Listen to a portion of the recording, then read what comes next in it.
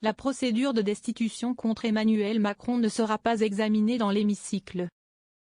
Ce mardi 8 octobre, la conférence des présidents de l'Assemblée nationale s'est prononcée contre son inscription à l'ordre du jour. Et la position de Marine Le Pen a été décisive pour sauver le président de la République, a fustigé la chef des députés insoumis Mathilde Panot.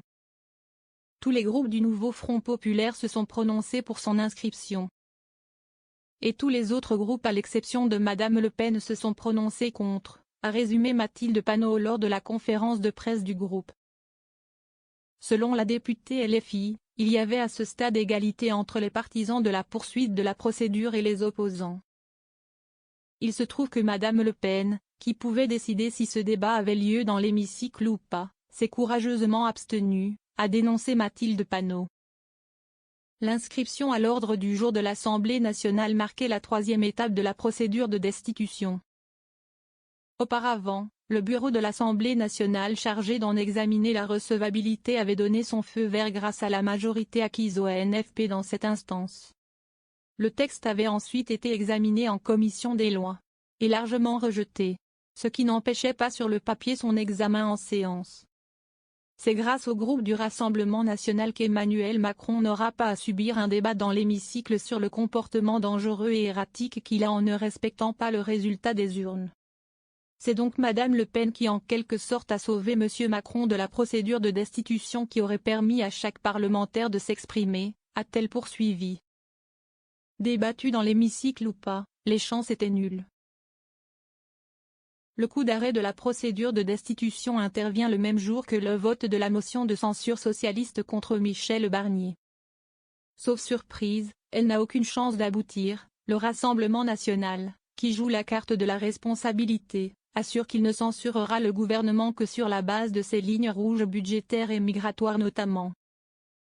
Nous vous jugerons sur vos actes, jamais, contrairement à d'autres, en partant de postures puériles, avait lancé Marine Le Pen à Michel Barnier lors de la déclaration de politique générale du Premier ministre.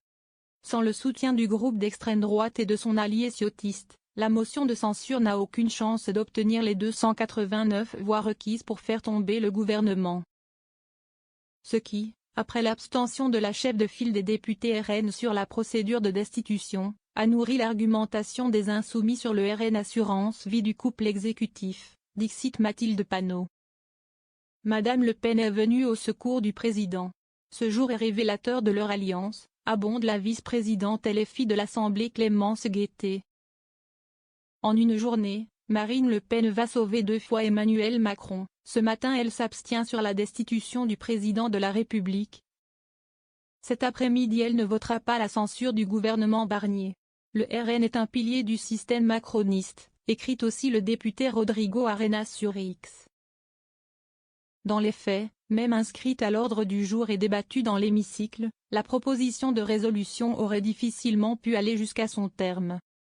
Pour poursuivre la navette parlementaire, le texte LFI aurait dû obtenir le feu vert de l'Assemblée nationale. Problème, le NFP ne dispose que de 193 sièges, auxquels il aurait fallu retirer la soixantaine de voix socialistes, le parti ayant annoncé son intention de voter contre en séance. In fine, la proposition de destitution aurait eu bien du mal à dépasser les 150 votes pour, très loin de la majorité indispensable pour aller plus loin.